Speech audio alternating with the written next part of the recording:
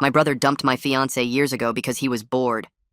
Last weekend, he proposed to her at family dinner to prove I stole her. My brother Mark has been the golden child his entire life. Whatever he wanted, he got. Whatever he did was excused. He hated the idea of me having anything he didn't have and would go out of his way to one-up me on everything. When we were younger, he convinced my parents to let him take my car whenever he wanted because he crashed his and they didn't want him to feel bad about it. Years of that treatment pushed me to go low contact with him the moment I moved out. What I didn't know during that time was that Mark had briefly dated a woman named Jen. They were only together for about a month before he dumped her because he got bored and didn't want to settle down. I never met her, and he never mentioned her. A few years later, I moved back home and met Jen at a bar completely by coincidence. She was easily the most beautiful and intelligent woman I had ever met. We hit it off immediately and started dating shortly after. I had no clue she was Mark's ex until months later when things got serious and I finally introduced her to my family. I showed my parents pictures at dinner, and when the phone got passed to Mark, he completely lost it. He started screaming that I was a terrible brother for dating his ex and demanded I break up with her immediately. I refused. When I asked Jen about it, she confirmed they dated briefly and explained that he was the one who ended things because he didn't want commitment. I figured Mark would get over it eventually, and after a few weeks, he stopped bringing it up. I thought we were past it. On Jen's birthday this year, I took her out to dinner with both of our families and her closest friends. I got down on one knee and proposed. She said yes. Mark blew up again in front of everyone, yelling about how I was rubbing it in his face. My sisters and I shut him down immediately, and the rest of the night went on without him. After that, I barely saw Mark for 2 months. I assumed he went low contact with me, which I honestly preferred. Then out of nowhere, he invited me and Jen to a family dinner at his apartment. My parents and sisters were going too, so we figured it was safe and agreed to show up. Dinner was normal, nothing fancy. Afterward, we moved to the living room to talk and everything seemed fine. About 30 minutes into the conversation, Mark stood up and said he had an announcement. He gave this long speech about how happy he was to have his family together for such a big moment. Then he got down on one knee, pulled out the cheapest ring I have ever seen, and asked Jen to marry him. The room went dead silent. Jen looked horrified and told him to put it away and stand up. He didn't move. He just kept holding the ring out and staring at her like he expected her to say yes. My dad tried to grab Mark, but I got to him first. I hit him before I even realized what I was doing. I hit him again while he was down. My dad pulled me off and Mark stayed on the floor holding his face. He looked up at me and said he just wanted to show me that Jen was never really into me and that she was only with me to get back at him. Get back at him for what I will never understand. My parents rushed me and Jen out of the apartment before it could escalate further. They promised they would talk to him. It has been 4 days since that dinner, and I have not heard a single word from Mark or my parents. Jen has been quiet too. She keeps saying she's fine, but I can tell something is bothering her. Last night I woke up at 3 in the morning and she wasn't in bed. I found her sitting in the kitchen in the dark staring at her phone. When I asked what she was doing, she locked the screen immediately and said nothing. I didn't push it. This morning after she left for work, I checked the phone records on our family plan. There were 47 text messages between her and Mark in the last 4 days. I haven't opened them yet. I'm not sure I want to know what they say. I sit in my car outside our apartment building for 20 minutes staring at my phone. The text message records are pulled up on the screen showing 47 messages between Jen and Mark. My hands shake as I scroll through the timestamps. They've been talking multiple times every single day since that dinner. At 3 in the morning when I found her in the dark kitchen, she was texting him. I can see it right there in the records. 3:17 a.m., 3:21 a.m., 3:34 a.m. The messages keep going until almost 4 in the morning. I scroll back through the other days and see the same pattern. Morning messages, afternoon messages, late night messages. They've been in constant contact and she never said a word to me about it. I finally force myself to get out of the car because sitting here avoiding this will only make it worse. My legs feel weak as I walk toward the building entrance. I take the stairs instead of the elevator because I need the extra time to figure out what I'm going to say. When I reach our floor, I can smell coffee brewing from inside our apartment. The normalcy of it makes my stomach turn. I unlock the door and walk inside. Jen is standing at the stove making breakfast. She's wearing my old college sweatshirt, and her hair is pulled back in a messy bun. She looks over her shoulder and smiles at me like everything is completely normal, like she hasn't been secretly texting my brother for 4 days straight. I walk over to the counter and put my phone face down between us. She goes back to flipping pancakes. I watch her for a few seconds before I speak. Why have you been texting Mark 47 times in 4 days? She freezes with the spatula in midair. Her face goes pale. The pancake on the griddle starts to burn, but she doesn't move to flip it. I watch her decide in real time whether to lie or come clean. Her mouth opens and closes twice before any words come out. She finally puts the spatula down and turns off the stove. She admits she's been texting Mark, but swears it's not what I think. She says he's been sending her long messages about how sorry he is and how he ruined everything. She says she's been trying to get him to leave us alone. She grabs her phone from the counter and unlocks it. She pulls up the messages and shows them to me. I scroll through and see mostly him sending paragraphs while she sends short responses telling him to stop. But then I see other messages. Messages where she's asking him why he really proposed to her. Messages where she's asking if he actually had feelings back then. Messages where she's asking what he meant when he said she was only with me to get back at him. I realize she's been seeking closure or validation from my brother behind my back. I tell her I understand wanting closure, but going behind my back to get it from Mark feels like a betrayal. Especially after he just tried to humiliate both of us in front of our entire family. She gets defensive immediately. She says I'm being controlling. She says she's allowed to have conversations without reporting every detail to me. She says maybe if my family wasn't so messed up, none of this would be happening. Her voice gets louder with each sentence. I tell her that's not fair. I tell her she knew how much Mark's proposal stunt hurt me, and she chose to engage with him anyway. She says I'm making this about me when it's about her need for closure. I say closure doesn't require dozens of secret text messages at 3 in the morning. The fight escalates fast. We're both saying things we don't mean. She brings up how I never want to deal with family problems. I bring up how she always needs validation from other people. Back and forth until neither of us is listening anymore. She finally grabs her keys off the counter. She says she needs space to think about whether she wants to marry into this family drama. The door slams behind her before I can respond. I stand in the kitchen surrounded by the smell of burnt pancakes and listen to her car start in the parking lot below. 2 hours pass. I try calling her 3 times, but she doesn't answer. I clean up the kitchen and throw away the burnt pancakes. I sit on the couch staring at my phone, wondering if she's coming back. Then Brielle calls. She says Mom and Dad want to have a family meeting tonight without Jen there. I tell her I'm not interested in another ambush where they make excuses for Mark. She promises this time is different. She says Mark showed up at their house yesterday crying about how I ruined his life by stealing his ex-girlfriend.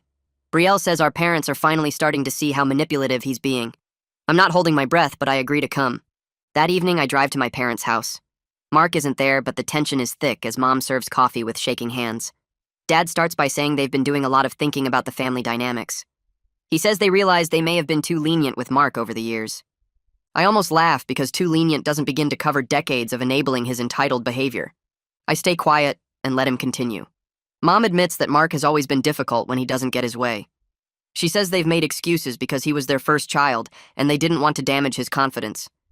She says when he came over crying yesterday about me stealing Jen, she finally saw how delusional he's become. She says he genuinely believes Jen belonged to him and I took something that was his. Dad adds that they've decided Mark needs to see a therapist. They're making it a condition of continuing to support him financially, since at 29 he's still partially dependent on them. I tell my parents that therapy for Mark is fine, but it doesn't address the real issue. They've spent my entire life prioritizing his feelings over mine. One conversation doesn't erase that pattern. Brielle backs me up and points out specific examples from our childhood. She reminds them about when they let Mark take my car whenever he wanted after he crashed his own. Cleo adds that she's been keeping her distance from family events for years because watching them baby Mark while dismissing everyone else became unbearable. The conversation shifts when Dad asks about Jen and whether we're still engaged after everything that happened. I admit I don't know because I discovered she's been secretly texting Mark for days. Even though the messages seem mostly innocent, the secrecy feels like a breach of trust. Mom looks genuinely distressed. She says she hopes Jen isn't actually considering Mark because his proposal stunt was clearly a manipulative power play rather than genuine feelings. After the family meeting, I drive to my friend Reed's house because I need to talk to someone outside the family dysfunction. Reed has known me since high school and watched my relationship with Mark deteriorate over the years. He listens to everything without interrupting. Then he asks me the hard question. Do I actually trust Jen, or has Mark's interference poisoned the relationship beyond repair, regardless of what the texts say? Night at Reed's place turns into coffee and silence. He doesn't push me for answers I don't have. I crash on his couch and stare at the ceiling until my eyes burn. Around midnight, my phone buzzes with a long message from Mark. He says he knows he messed up. He says he never actually wanted Jen back. He just couldn't handle seeing me happy when his own life feels empty and meaningless. He admits he's been jealous of me for years because I escaped the family and built my own life, while he stayed stuck trying to live up to being the golden child. The proposal stunt was him trying to prove he could still get whatever he wanted. When Jen rejected him, he realized how pathetic he'd become. I screenshot the message and send it to Brielle. She calls immediately and warns me not to let his sob story make me forget that he deliberately tried to sabotage my engagement. She says this is classic Mark waiting until he faces consequences to suddenly become self-aware and vulnerable. I know she's right, but part of me feels sad for Mark, despite everything. That makes me angry at myself for still caring. Jen comes home the next morning looking like she hasn't slept. We sit down at the kitchen table, and she admits that when Mark started texting her apologies, part of her wanted to understand why he dumped her so casually years ago. Not because she wants him back, but because his rejection damaged her self-worth and she never got closure. His recent messages revealed that he dumped her because he was terrified of commitment and she was getting too serious. That actually helps her realize it was never about her not being good enough.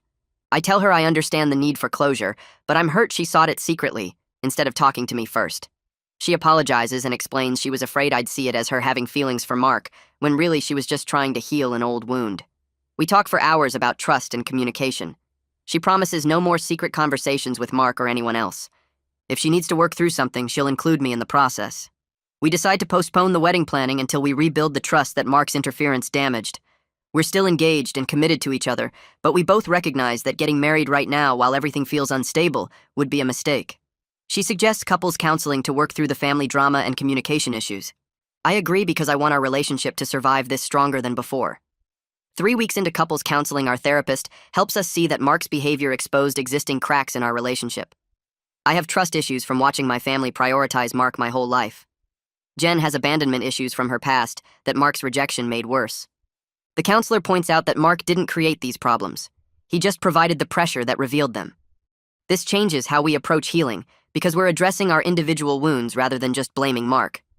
According to Brielle, Mark starts therapy like our parents required, and he's actually taking it seriously for once.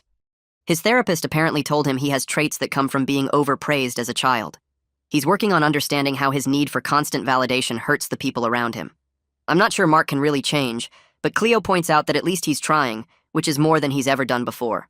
A month after the disastrous dinner, Mark asks through Brielle if he can meet me for coffee to apologize in person. I'm not sure about it, but Jen encourages me to hear him out. She says holding on to anger is hurting me more than it's hurting Mark. I agree to meet him at a neutral coffee shop, with the understanding that one apology doesn't fix everything, but it might be a start. Mark shows up looking genuinely humble for the first time in his life. He apologizes without making excuses or trying to minimize what he did. He admits he's been a terrible brother. His jealousy poisoned our relationship. The proposal stunt was cruel and manipulative. He says his therapist is helping him understand that our parents' favoritism damaged both of us. Me by being neglected, and him by never learning to take responsibility. He's not asking for forgiveness right away. Just a chance to slowly rebuild trust over time. I tell Mark I appreciate the apology, but I need to see real change before I can trust him again. That means respecting my boundaries with Jen and stopping the manipulative behavior. He agrees and says he's also working with his therapist on getting his own life together. Finding a job that isn't funded by our parents. Moving into his own apartment, building an identity separate from being the golden child. For the first time in years, I feel a small bit of hope that maybe we could eventually have a real brother relationship.